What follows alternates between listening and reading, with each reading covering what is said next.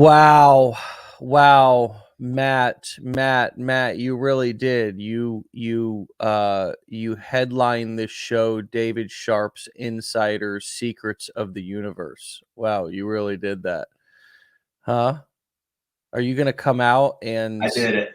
you've taken now that you've done this to the headline, are you gonna come out and take responsibility for this? No.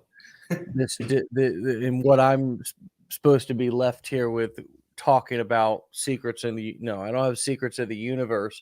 I have what were my secrets about? I have secrets about something though. I don't know. Oh, right. Lifestyle design. Create yeah, I've got secrets about that, about designing your life in a way that is specific to how you want to live it. I've got some secrets to that. Welcome to Wake Up Legendary, my friends. It's Dave Sharpe here and Matt Hetzel. We had a guest that canceled this morning. So basically we were left with a big pile of shit, and we're going to turn it into some magic this morning. And I think these are usually when the best magic is created. Matt, how about what do you think? That would be something both you and I would say. Well, I mean, here's my experience and why I actually say that for anybody who's just coming on here brand new going, what in the hell is he talking about? Is this guy got a little Irish Baileys in his coffee this morning or something? You know what I mean? So you get a little flask, he goes off camera there for a second and hits the flask. No, what I mean is that a lot of my best marketing campaigns have always happened from just something that I tried, something that I was forced into doing because I was left with no other option, right? Like I was supposed to do something, I was supposed to go live with somebody, and at the very last minute they canceled. I'm forced to wing it. And usually my best stuff comes from just straight off of the heart, off the top of the dome piece. And not when it's well scripted, not when I've rehearsed it 50,000 times inside of my head. And I've just got all, but because then a lot of times if I don't have a deadline, I just kind of I rework it and perfect it until it's it lost all of its dazzle. You know what I mean? But if I've got 5 minutes to where, oh shit, somebody's not showing up, or I got to do this, and there's an actual deadline there, and it makes me just kind of put move into action. A lot of times those have been when my best content has happened. It's been when my most successful, sales launches have happened. It's also been when I see a lot of our people in our community when they have a video that goes viral. It's not one that they spend hours and hours editing. It's the one that they just had to throw up within 15 seconds. And what does that tell us about? I mean, what can we learn from that? What do you think? In the marketing world, it means marketing's a test. Usually the stuff that I think is going to make a big change or impact just doesn't do a lot sometimes. I shouldn't say usually, but maybe all of life is a test. Like, wow, marketing is just an analogy for life, right? You're just really you're going deep, man. I mean, where can one even go with a response like that? It's just, wow. Shall I be a mere mortal and respond about marketing? Or if I don't step my game up to talk about the powers and secrets of the universe, which is what I'm supposed to be talking about on this episode, then I do show my vulnerability. If I don't, you're asking me to step up and speak about these secrets of the universe that I know about, right? But I don't know if I want to come out with them here just for free on the show. You know what I mean? I do. I at least think I might want to save those for our blueprint students. You know what I mean? Yeah. All right, here's one of the secrets of the universe that I know, and it's really what we were going to talk about this morning, which was how do you design your life. And I bet that a lot of you all, including myself, in some way, even still today, are living a life that somebody else designed. A life that somebody else designed. Well, Ooh, for example, yeah, you want to go deep? Y'all want the deepness? All right, check this out. Paddock on the wrist. We're jumping in to the we're going deep into the pool here on let's this one. go. All right, this is Gulf of Mexico. We're going offshore. Um, so yeah, I live in Florida, which I was born in Florida, and now I've lived here all my life. And I've never really lived anywhere else. And I traveled a little bit when I was young, but I hadn't really seen a lot of the country or even a lot of my state to know, is this really where I want to live? So now I'm, 38 years old. I just so happen to also live here in Florida again. But part of that part of my life was designed for me in a sense because I was born into that land. So some of what I mean is direct and some of it's indirect. So the direct part of having somebody else design your life is something physical like that, where you live. The indirect is how people will maybe affect us mentally or emotionally. We don't see that or feel that as directly, it's more indirect. So these are a lot of the beliefs that we have about money. These are a lot of the things that we carry into our adult life. These are even things like thinking that having a corporate job and a 401k and working 40 or 60 hours a week for a company for with a goal of I don't know, driving into the city every day, with it's just sitting in traffic, having somebody tell you when your lunch break is, going back to your cubicle, that sort of life. I think is and we think that's the American dream. And so that would be an indirect way that somebody else has designed my life. If I actually believe that spending all this time, which ends up being 80 to 100 hours a week when Yeah. you factor in travel and driving into an office and stuff like that, I think there's big benefits now that what's happened over the past 2 years, more people are working from home. And I think that's a big deal. That's worth a lot of money for people if they can work from home. So we're finding middle ground. But again, if I am completely closed off to thinking that there just might be a chance that this whole belief I got about living the American dream is also false, which would be an indirect way that somebody else has designed my life.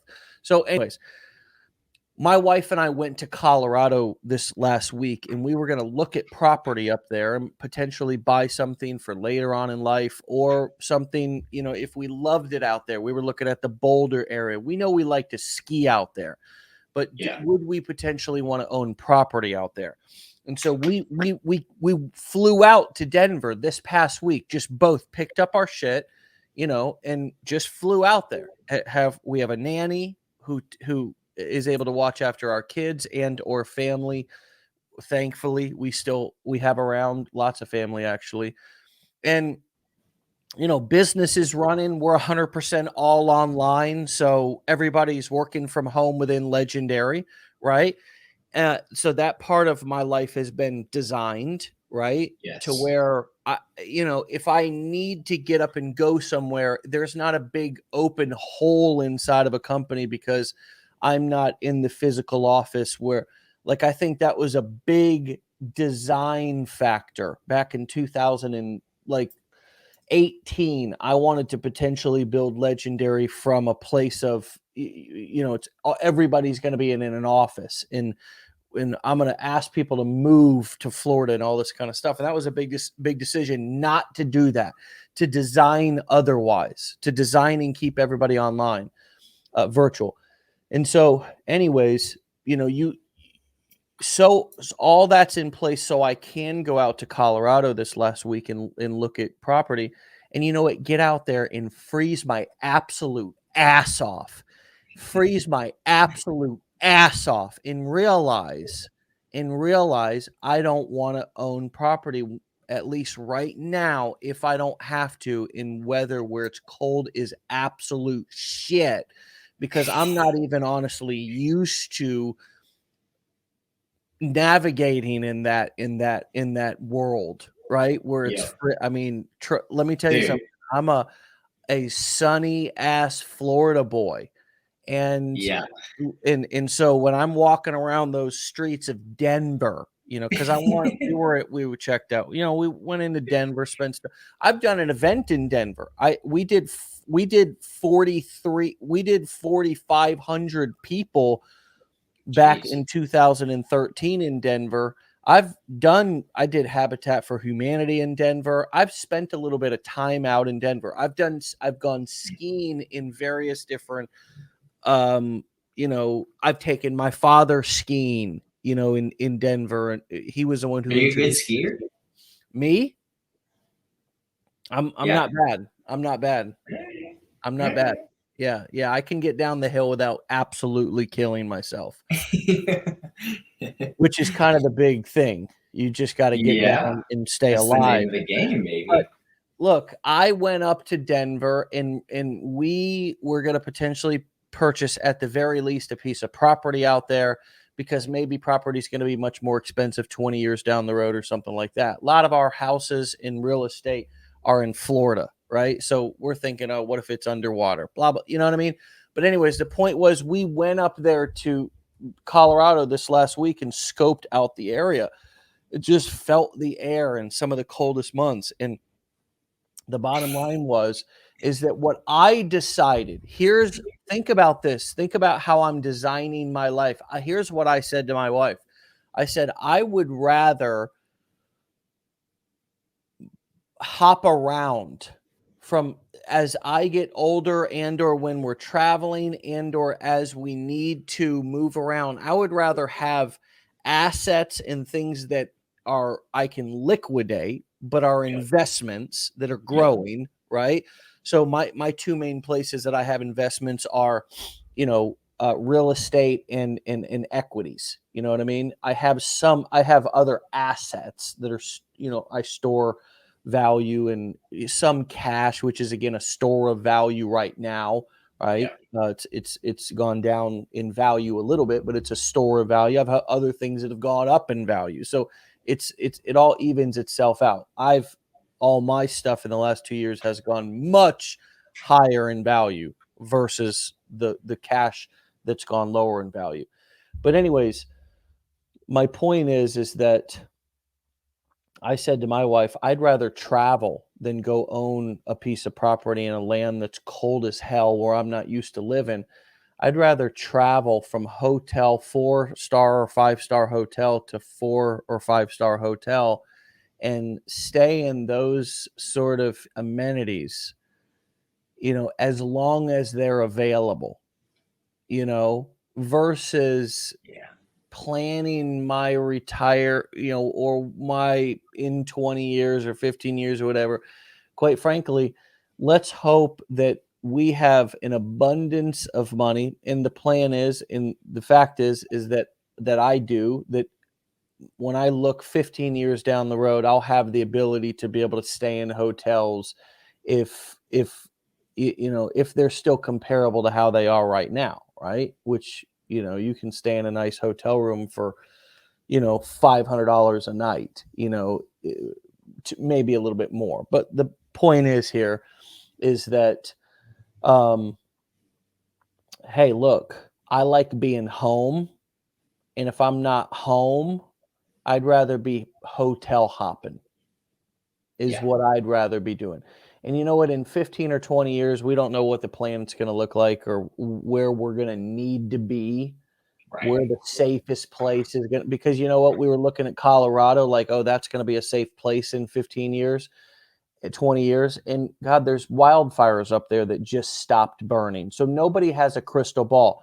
But what I Yeah, did was I financially planned my money, our money, by saying, mhm, look, do we want to buy a piece of land in a place that's cold as hell? And maybe we bought 100 acres, 500 acres, right? I mean, Who knows how much? Maybe we just buy 10, but maybe we buy a huge plot of land. But do we want to buy it in this area that's so cold that you walk outside and you can't even think? Like for me, I can't operate in that sort of climate. So it was powerful in terms of designing your life, because a lot of times we make decisions without being able to go and test things. And that's what college asked us to do, right? It asked us to make a decision about what we want to do for the rest of our lives on day one. And who the hell can Yep. decide that? And that's one of the reasons why when people come into Legendary, we say, hey, look, sign up for our blueprints. It's $2,500. Look, it feels like a lot of money, but in the grand scheme of things, compare it. People, we humans, we love to compare stuff. So compare it to a college education and degree. Compare it to any other shit that you're going to do, a hot dog stand, a laundromat. What other business are you going to do that's going to have such low startup costs? Maybe you've got a couple of software tools here and there, 100 and some change a month to operate the business. If you think that's a lot, you don't understand or have any experience with business, and that's okay. But be open to that thought, not that when you don't know, because that's a very low starting cost to learn and get started. And so when we bring people into the blueprints, we introduce them to multiple niches. Let's show you how to make money in multiple niches so you can try that. You can try making money in selling in marketing products in that niche before you ultimately pick a niche. Again, it's about designing things. What I did last week was I flew out to Colorado to explore and look at the area and feel the climate so I could decide and design what I wanted, not just being forced to live somewhere that I don't want to live or forced to do, right? And I guess my point here is that when this is a different way of living than the way that most of us are hanging on only doing what we can do. We're not doing what we want to do. We're doing only what we simply can do. And what is the thing that allows you to do more? Well, fortunately or unfortunately, however you want to look at it, it's making more money. Right. It's not being tied down to a location dependent job. Period. Yep. So those are the two things that need to happen. And now you have the ability to be more free, to start having these conversations with your spouse, with with yourself. Am I living where I want to live? Am I living how I want to live? If do I feel stuck somewhere in a city, all by myself? And do I feel forced here? Do I feel, backed into a wall? Do I feel like I can't escape? I mean, I don't know. Maybe if you had all the money that you needed, you'd stay exactly where you are, but maybe not. But you've never been able to have that conversation because you've not been in control of designing your own life. I guess that's my point. And I was not in control of designing my life because I was broke, construction working right after being homeless and addicted and struggling with some powerful narcotics that I was addicted to, which had brought me basically down to the pits of despair. And I'm not saying that clearly it's obvious I didn't have choices, but I mean, I think we don't acknowledge and we don't normalize the fact that being free in this country is up to your own understanding and definition of what free is. Because Totally. I mean, we have a lot of freedoms. There's no doubt. But I mean, the truth of the matter is that there is financial ceilings that if you don't have location independent employment, whether that's for yourself or somebody else, and you don't have adequate funding and money to be able to travel and live where you want and kind of take vacations and stuff like that, then, yes, you are free. And there are Yeah. other levels of freedom that you're not enjoying. Yep. Different levels, different layers. Yeah. So I don't know. We talked about this, like Catherine and I talked about this whole last year, which is just like, dude, the only, like, there's just like, not even in a political sense, just in like a total personal autonomy sense, like really like going after opportunity that has the opportunity to make you more money, and to have that ability is really your only way to ensure like real autonomy. Maybe not to the degree that, like, again, certain people have different layers or levels that they need or that they desire for that freedom, but to figure out and determine what yours is, and then yeah, and then and the only solution, the only thing really is just more money, like having the ability and resources, maybe resources too, larger, but yeah, having money and resources and the ability to do whatever. I mean, you think about like people who have private jets during the pandemic, like can still get around, can still move around, even if, you know, their flights are closed or, whatever. Yeah. Well, I just went flying with a friend the other day, and what I after getting done flying, I start looking around the airport, and I say, hey, uh, how much are these planes? You know what I mean? And I'll actually show all you guys what I'm talking about here. Um, so there was me hanging out on my buddy's plane and driving it, flying it. I was flying it for, probably the better part of 2 hours. And it's a small plane, but it could fit you and three other people. So I think there's room for at least two other people in the back.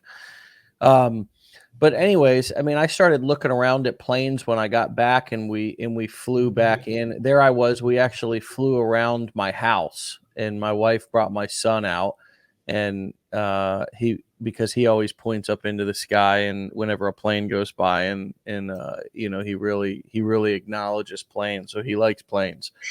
And so we did a couple of circles around the house. But anyways, my point is that, when we came back to the airport, I started looking around, and I was like, hey, how much are these planes, man? And he was saying numbers that weren't, shocking to me. You know what I mean? That weren't like, oh, I could never have that. You know, it, I realistically there within that moment could see myself owning one of those planes. Now, there's a difference between one of those Cessnas, I think they're called, in a a G, one of these badass, you know, what are they called? G4s or whatever. These you know what I mean? These kind of private charter planes. Yep. Those babies can run 50, $100 million. You know what I mean? These planes that I was in, you could get for $1 million. You know what I mean? Uh, So, anyways, it was interesting to be in an airport with planes that, if I wanted to pilot myself around, get my pilot's license, which only takes 40 hours. Okay. It only takes 40 hours to get your pilot's license. really? Buy a plane. I know it's crazy. I know it's crazy. But if you have the money That's to do it, nuts. 40 hours is you're up there quite a bit. I mean, if I flew 2 hours that day, that's 20 trips like that. I mean, I'm gonna learn some stuff. I no, trust me, it's scary. That Yeah, it's scary because I'm like, I'd be damn, scared only shitless. 40 hours, dude. That's scary as shit. I'm Whew. surprised there's not more. But anyways, we don't want to put bad juju out there for plane drivers. Here's my point: designing your life. The truth is that look, folks. How many of you have never ridden in first class on a plane? Just how many of you have never ridden in first class on a plane? First class on a plane is a very different experience than riding coach. You know, one of the things that's different about riding first class on a plane is that you've got a lot more room. I was on a flight one time. Oh my gosh, I was in one of those three-person seats, where three-person rows, and oh my god, it was like human jello. All the overspill from the woman that was sitting next to me, and just the human odors, and just the noises and the sounds, and it was bad. It was bad. It was a I'm not saying that I'm too bougie or better than riding coach. I'm just saying that I'll never forget that ride from Tampa to Vegas when I got there and I had this woman's body, sweat all over me because, we were tight. We were tight, basically. I think she was sitting in the middle and I was sitting on one side and there was somebody else sitting on the other side. And I'm Oh, saying, you had to be so pissed. oh, I'm just who's not? Who wouldn't be disappointed in that situation? You know what I mean? I Yeah. mean, who wouldn't be disappointed that they were in that situation? So, anyways, I said to myself, I was like, God, if I could just never have to ride in coach again. And I try to ride first class pretty much every time I fly. It's just a different experience. We I used to go to restaurants, and every single time I'd look all down the right hand side of the menu. You know where that's at? That's the prices are over on the right hand side. Versus looking at the food. How much is this? How much is that? If I went to a nice steak restaurant, I was afraid to, I didn't want to poke around too much. I might, bring out the big numbers, the Right. specials and kind of all that stuff. I was in Denver and we were in a restaurant the other night.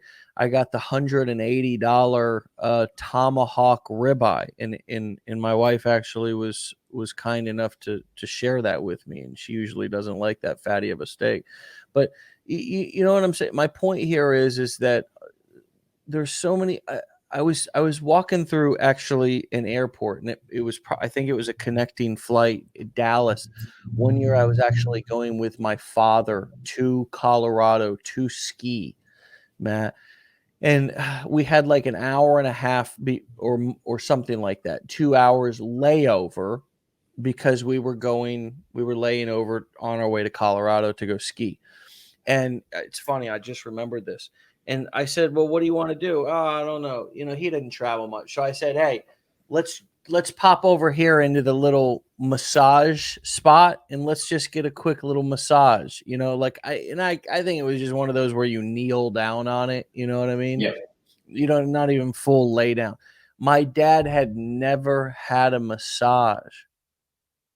Wow. My dad had never had a massage. I mean, I don't know, this was a few years ago, but anyway, he just turned 66. I mean, this was probably, he was 60-ish. Let's just round around. Jeez.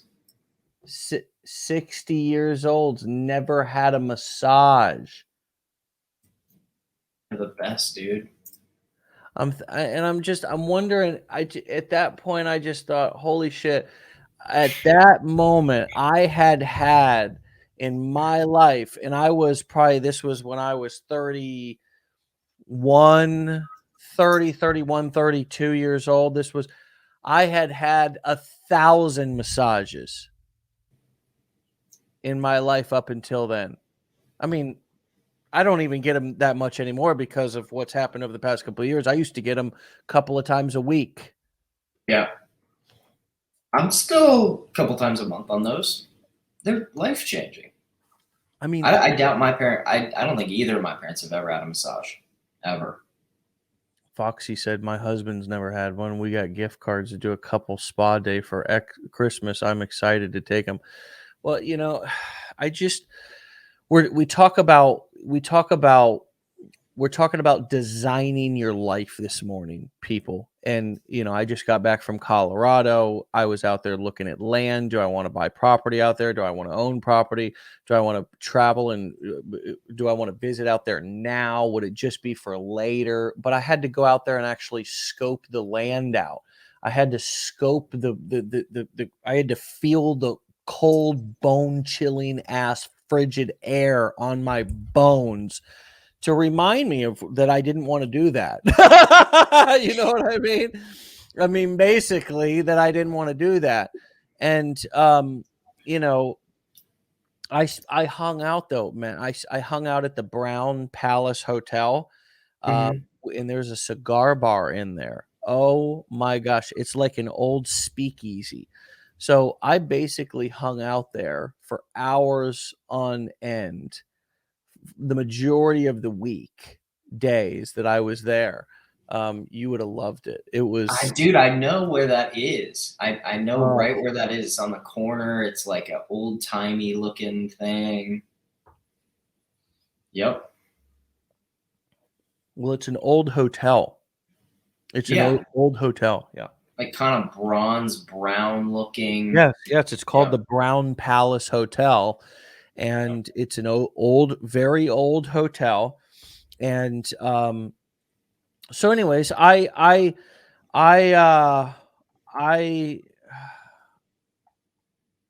I realized. All these people from Canada and North Dakota and South Dakota are saying it's not even cold in Colorado. Yeah, I froze my ass off.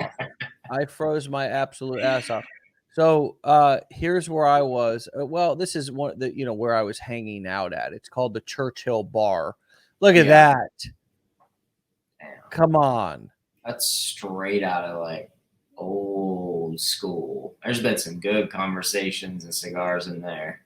Oh man, I'm telling you, it was a special place. And here's the main lobby of this hotel, the Brown Palace Hotel.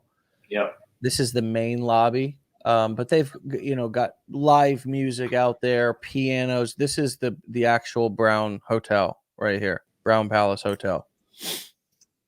This is an iconic hotel in Denver. We didn't stay there. When we did an event back with a former company, we had a 45-ish hundred people in Denver. We stayed at this hotel. Now I wasn't relaxing smoking cigars like I was this last week, but it's this is a cool spot. And that cigar Churchill bar is inside of this hotel, and you can still smoke inside it. See, the main lobby is kind of under the main kind of it's the main portion of the first floor, this main lobby. But back off in the cut there's the Churchill Bar, and it's a separate room that they actually do serve food in it, but you can smoke in it. And I'm going to tell you something. I was right over here sitting right by the door for a couple of days, and then I sat on the couch one evening. It was just, yeah, it was wonderful. Wonderful. I want to go back. I want to go.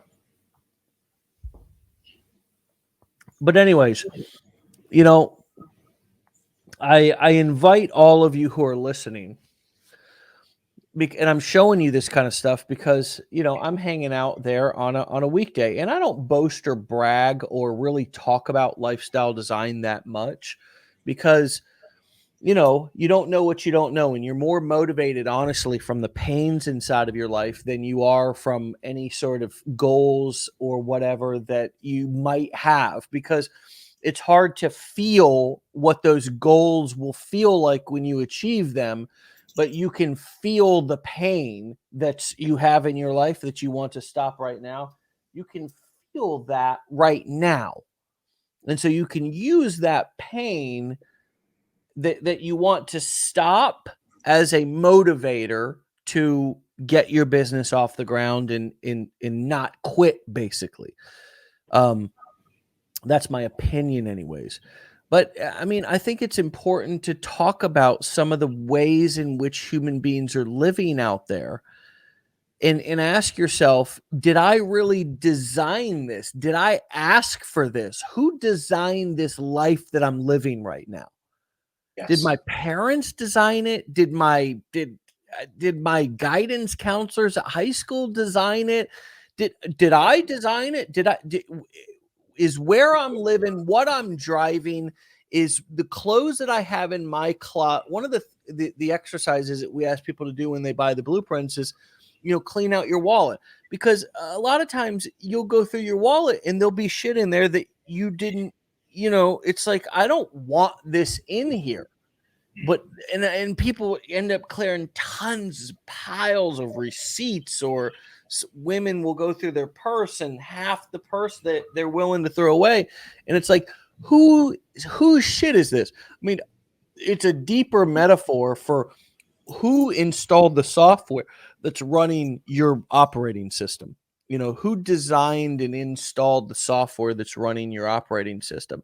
But if we can first start and look around at our life and some of the direct impacts of life design, either by others or by ourselves, those direct impacts are things we can see and feel: where we live, who we're with, you know, how we live with them, how we take care of that space, who we invite into that space, who we don't invite into that space, right?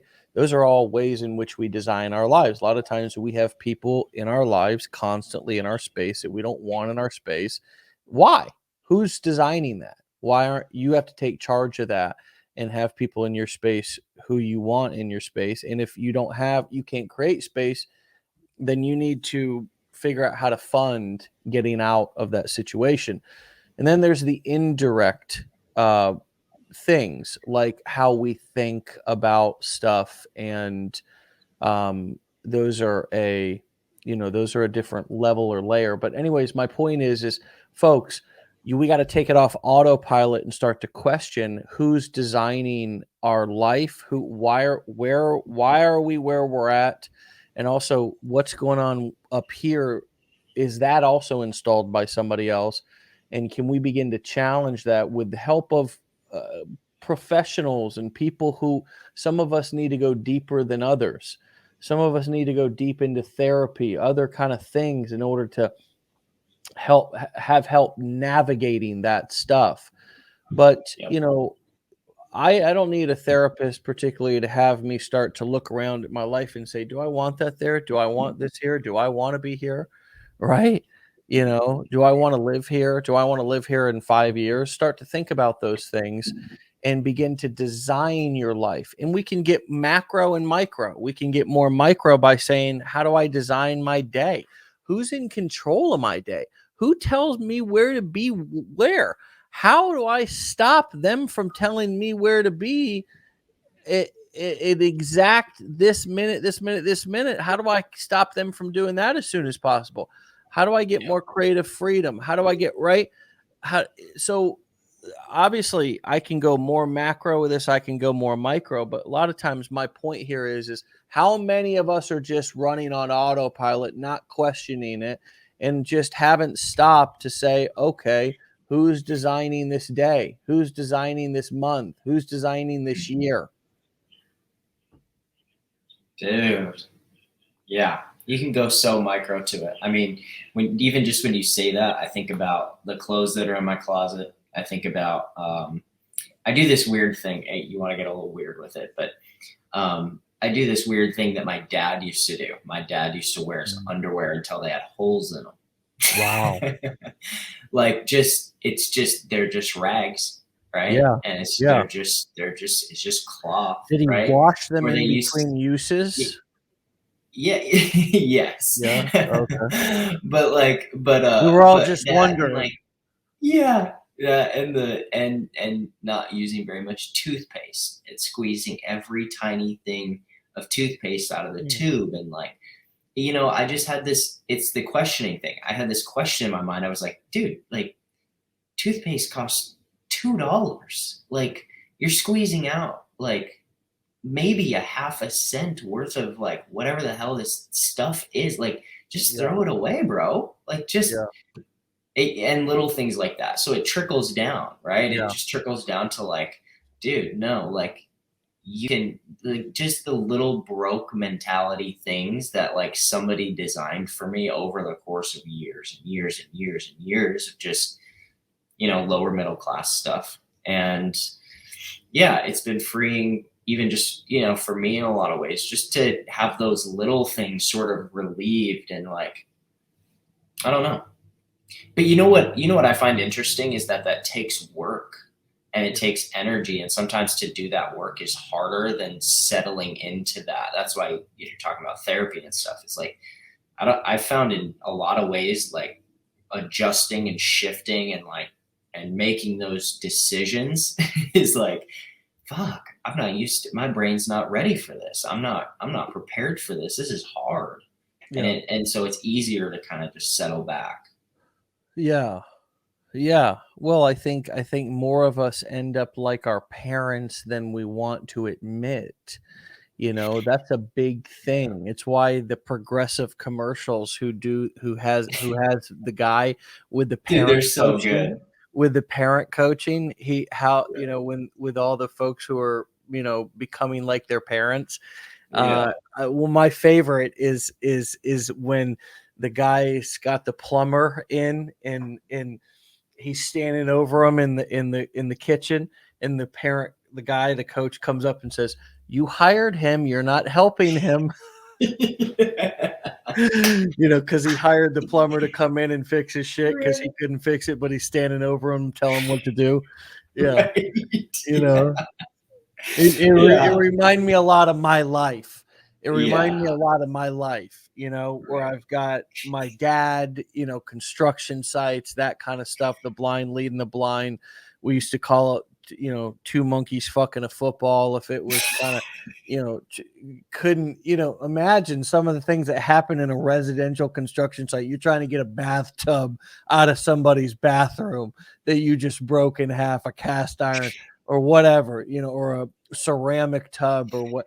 I mean, it's chaos. It's Yeah. chaos. So, you know, um, but anyways, it's interesting. I know you've done a lot of work on your money mindset stuff, and people think it's just like a seminar. You're right. It is hard work. It's hard Yeah. work.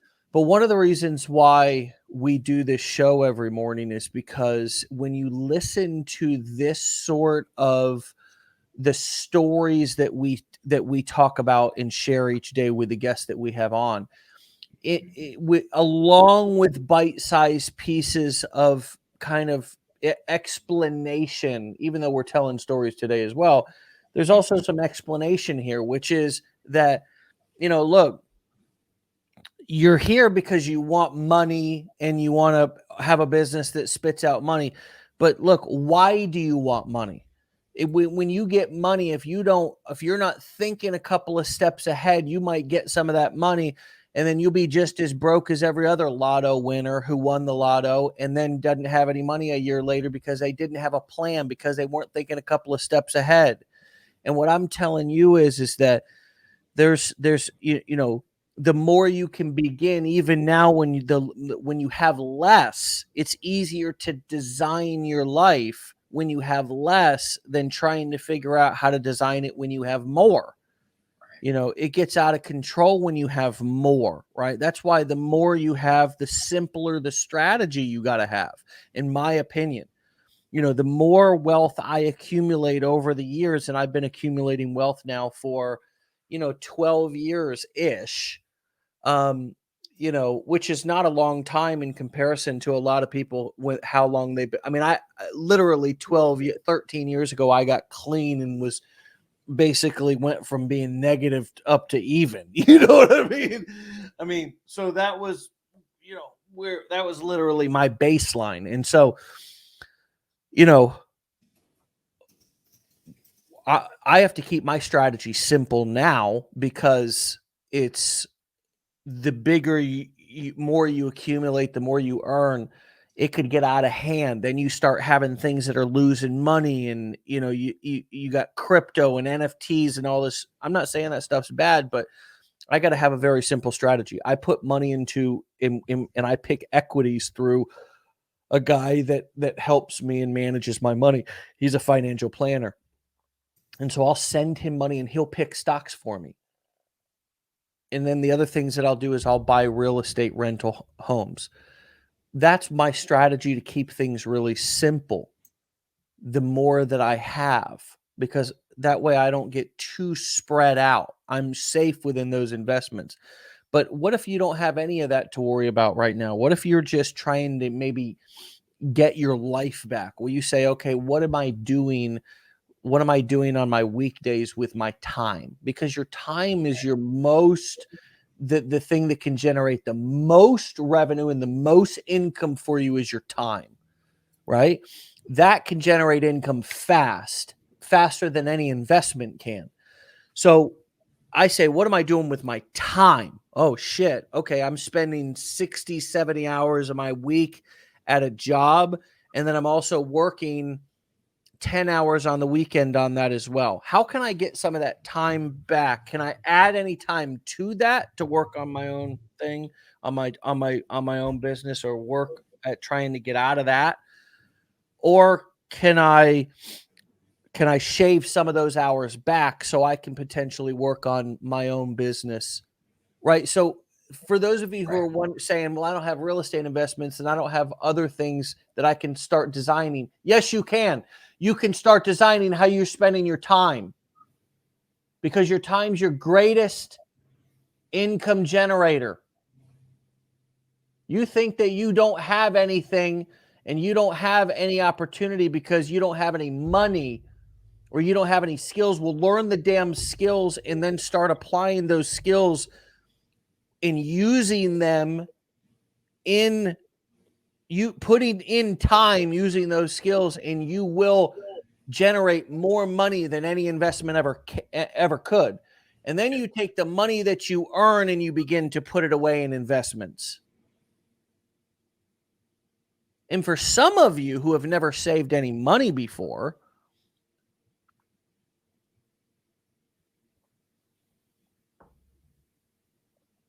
maybe you buy a home and put $1,000 a month away in some sort of an ETF, or with some buying some sort of stocks, equities, consult a financial planner and have them set you up a little plan and begin building assets, buying investments, building an investment portfolio, and save $1,000 a month. By the end of 2022, you've become a homeowner and you've got $12,000 saved inside of an investment portfolio. I mean, here's my thought. This is what it looks like to build wealth. You start out in the lowest bracket. Ronnie Hodges says, I'm poor, I need help. Brother, you got to help yourself, player. You got to help yourself. You got to help yourself. Show me. I'm looking at you. You look like you're 45, 50 years old. What do you know that you can share with us that we can pay you for? You've been on this planet longer than I have. You've figured some things out. You've seen some things. You know some things. What we teach here at Legendary is how to package your information into either a course, a coaching program, or an event, or be an affiliate of an information product, because you can sell your information for money. So you don't need help. I need help, and millions of other people out there need help. So you need to figure out what you can help people with, and then how to package it and sell it in reasonable, high value, irresistible offers that people get lots of value and are happy to pay you for. Preferably in at least a high ticket offer, and maybe a high ticket and a low ticket offer, so you have two options. You don't need help, brother. We need help, and you just have to figure out how you can help us. All right? Matt, what sort of final thoughts do you have to take us home? We've been ranting this hour this morning, this January 24th of 2022. I don't know. I don't know if I could have said it better than you just said it. You don't need help. We need help. That's a great reframe. Was it's that really powerful. That was a powerful moment. I was. It's real, man. It's real. It is. It's real. I had all sorts of internal baggage and bullshit that told me that wasn't true, but it's just true. It is. It is. It is. Well, we really the gift here is how do I package things and make offers? That's one of the things. And I think the difference between marketing and the difference between like business building and what we think we need to learn. We think we need to learn networking and sales. And what we really need to learn is we need to learn offer creation and persuasion. And that is a gold bomb.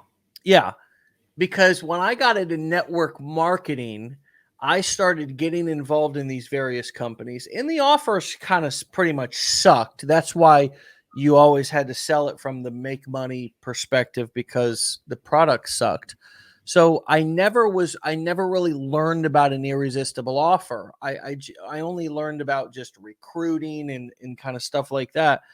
And when I really started to practice copywriting and started to started to do affiliate marketing myself, and I started to create my own information products, this is when I started to understand the power of offer creation, because I had to take a couple of elements of service, something that I could do for you, and I had to be able to articulate clearly what it was and what it was going to do for you.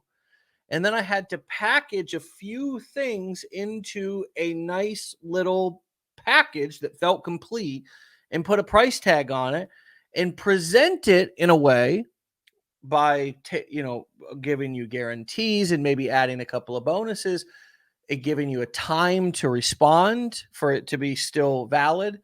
I had to then present that for money and present it hopefully in a way that it was going to be more value, that you were going to see that there was more value than the money that I was asking for. And what we know now is when we do presentations, that a certain percentage of people say yes to them. There's a large percentage who say no, and there's a certain percentage who say yes. So what's my point here? My point is not that, it's not about getting too lost in the data. It's that what I need to learn how to take what I know and to articulate it into words, copy, what it is and what it can do for you, and then package a few service elements into a little package until it feels complete and put a price tag on it, and then present that persuasively in a way that makes it seem irresistible, because it's actually a good offer. So nobody is broke. Nobody is poor. None of you need help. You just don't know how to use the powers that you already have in a way that's profitable for you. You already have the powers. You just don't have the skills. So it's almost like you have the horsepower, you have the energy, but you don't have the wheels in the frame. You're just an engine that's sitting there. You know, you need wheels and frames. And the wheel and frame is just learning what we teach here at Legendary, which is we're teaching you how to make offers. We're teaching you how to use even how to generate a lead. That's an offer. Hey, I'll give you something in exchange for your email address. Well, there's a specific way to do that. You only put a little bit of copy on the page. You don't overwhelm them, confuse them, drown them out. And then you just ask them for their email and tell them you'll send them, or they can download what it is that you're giving away. It's a formula, you know? So anyways, yeah, keep listening to these on a daily basis, folks. And when you do, the software that was downloaded by somebody else, you know, we'll give you our software and you can listen to it. And if it feels good and you feel like it's empowering, then you can continue to install the software and take the updates. And if not, well, move on and go find the guru that you're looking for. I don't know, but we're going to have real people. It just so happened our guest didn't show up today, so we just said, fuck it, let's go live for an hour and 2 minutes. I'm done, buddy.